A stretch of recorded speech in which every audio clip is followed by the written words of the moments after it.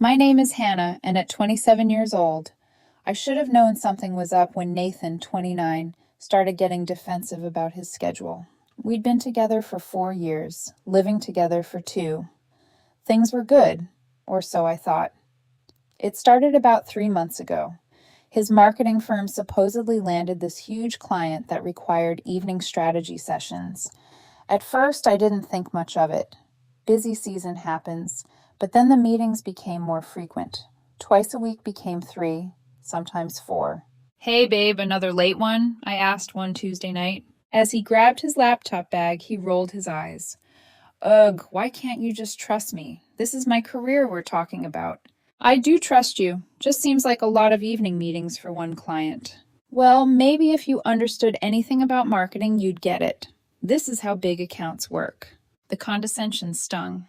I'm a data analyst, not exactly clueless about business operations, but I let it slide. The pattern continued. He'd leave around 7 p.m., come back after 11, sometimes later, always tired, always irritated when I asked how it went. His phone was suddenly face down all the time. He'd take calls in the other room. One night he came home at 1 o'clock a.m. I was still up, couldn't sleep. Meeting ran late, he said. God, are you monitoring me now? This is exhausting. I'm just asking. It's 1 o'clock a.m. on a Wednesday. He threw his bag down. You know what? You're right. I should just quit this account because my girlfriend can't handle me having a demanding job. Is that what you want? That's not what I said, Hannah. No, but it's what you're implying. Every single night, the questions, the looks. Why can't you just trust me? Looking back, I should have pushed harder, but his anger seemed so genuine, so wounded. I felt like the bad guy. You're right, I said. I should trust you. I'm sorry. He softened immediately, came over to kiss my forehead. Thank you. This account won't last forever. Just a few more weeks. That was 6 weeks ago. The meetings never stopped. So I took everyone's advice and started paying attention to the details. I was right. The red flags were everywhere. His stories didn't add up. He said they were meeting at the office, but when I drove by one night, the building was dark. He claimed they ordered dinner during meetings, but he never brought home leftovers and wasn't hungry when he got back. The breaking point came last Monday. He left for another meeting, and 20 minutes later, I got a notification from our shared Netflix account. Someone was watching from a location across town, not his office. I didn't confront him. Instead, I did something maybe petty, but it felt right at the time. I started having my own meetings. Tuesday night, as I was getting ready to leave, he grabbed his jacket. Where are you going? He asked. Oh, just meeting up with someone. Work thing? I paused. Work thing? At 7 p.m.? Yeah, you know how it is. Big project? Might be late. The look on his face was priceless. Confusion mixed with something else. Worry, guilt. Oh, okay. Will you be home for dinner? Probably not. Don't wait up. I left before he did. Went to my friend Madeline's place, played video games until midnight. When I got home, he was already in bed, but I could tell he was awake. Wednesday, I did it again. This time, he tried to cancel his own meeting. Actually, maybe I'll skip tonight. We could watch a movie. Can't, sorry. Already committed, you understand? Work stuff. He went to his meeting after all. By Friday, he was losing it, blowing up my phone while I was out. Where are you? Who are you with? This isn't funny anymore. I responded exactly how he used to. Why can't you just trust me? Holy bow. It all came to a head last night. I've been keeping up my meetings for a week now, 3 or 4 times a week, just like his. The difference? I actually told him where I was going. Meeting with a colleague about a project, grabbing coffee with someone from the industry, quick consultation downtown, all technically true.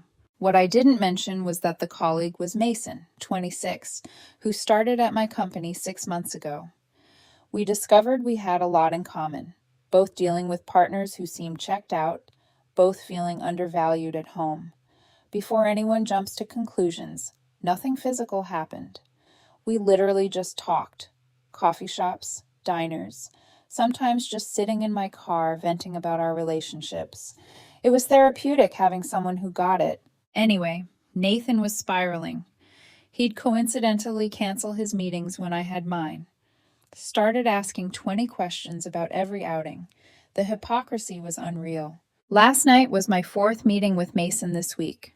We were at a 24-hour diner, just talking about whether we should stay in our relationships. My phone had been buzzing nonstop. Nathan, where are you? Nathan, it's 11 p.m. Nathan, answer me, Nathan. I knew he was reading these. I finally responded. Meeting ran late. Don't wait up. 20 minutes later, the diner door slammed open. There stood Nathan, hair wild, eyes blazing. He tracked my location through Find My Phone. Are you kidding me? The entire diner turned to stare. Mason shrunk in his seat. Nathan, what are you doing here? What am I doing? What are you doing? He marched over, saw Mason, and his face went from red to purple. Meeting with a colleague. He's practically a child, I said. Mason stood up. I'm 26 and we're literally just talking. Oh, please. Nathan turned on him. I know exactly what this is. How long have you been my girlfriend? We're not Hannah, I started. Don't you dare lie to me. Meeting for coffee, late night talks. You think I'm stupid? The irony was suffocating. Are you seriously accusing me of cheating right now? I asked. This is different. How? How is this different from your meetings? He opened his mouth, closed it. The diner was dead silent. Because my meetings were actually for work. Are they? Are they really, Nathan? That's when Mason, absolute legend, pulled out his phone. Actually, I think I can clear this up. He showed Nathan his screen. This is my girlfriend, Hannah. She knows I'm here. We tell each other everything because that's what people in healthy relationships do. Nathan's face crumbled. He knew he was caught. I want you out of the apartment, he said quietly. Tonight, I laughed. Actually laughed. I'm on a lease. You're not. If anyone's leaving, it's you. The truth came out, and it was worse than I thought. After the diner confrontation, Nathan came home and finally confessed. His meetings weren't with work colleagues. They were with Garrett, his ex from college who had recently moved back to town. What started as innocent catch-ups turned into an emotional affair, then physical about a month ago. But here's the kicker. He wasn't even planning to leave me. He wanted to have his fun and keep me as the stable girlfriend at home. His words, Garrett's exciting, but he's not relationship material. You're my future. He's just now. I asked him to pack his things. He refused. This is my home too. You can't just kick me out. You're not on a lease. I've been paying half the bills. No, you've been giving me money that I pay the bills with. Everything's in my name. He tried tears. Where am I supposed to go? Garrett's. He has a roommate. Of course he does. Then he tried anger. You emotionally cheated too with that Mason guy. I made a friend while my boyfriend was his ex. Not exactly the same thing you did to hurt me. No, I did it to show you how it feels to be dismissed and gaslit. Notice how you immediately assumed I was cheating. That's projection, Nathan. The next 48 hours were brutal. He called my mom crying, saying I was kicking him out over a misunderstanding. Posted vague on Instagram about toxic women who can't handle successful men. Had his friends blow up my phone, calling me controlling and abusive. Tried to change the Netflix password. Joke's on him. I pay for it. Attempted to transfer money from our shared grocery fund. Only had $200 in it, but still. But the best part? He called Garrett to come help him move. Garrett showed up in a beat-up Honda Civic, took one look at his stuff, and said he would need to make multiple trips. Can't we just rent a U-Haul? Nathan asked. I don't have money for that right now, babe. The realization on his face that he'd blown up his life for a guy who couldn't even afford a moving truck was satisfying. Final update. Nathan's gone. Moved in with his sister after Garrett wasn't ready for that level of commitment. Shocking. He tried one last manipulation, showed up 2 weeks ago with tears and apologies, claimed he made a huge mistake, that the thing with Garrett meant nothing, and that we could work through this. I was just stressed about work and made bad choices, but you and I were meant to be together. Were your meetings actually about work? I asked. He looked away. Some of them were. How many does it matter? I choose you. I asked him to leave. He sent a few more texts over the following days, alternating between love bombing and accusations. I blocked him. Mason and I still grab coffee sometimes. Turns out we make better friends than anything else. He's working things out with Tyler.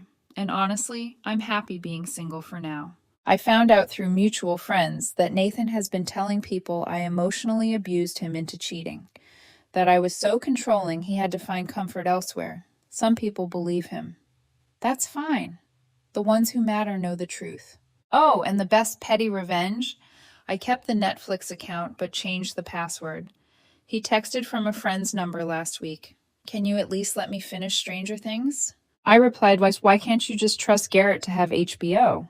Blocked that number too. Looking back, the red flags were everywhere. The deflection, the gaslighting, the accusations of not trusting him while he was actively betraying my trust. But I learned something valuable. When someone shows you who they are, believe them the first time. And when they accuse you of not trusting them while being untrustworthy, that's not your problem.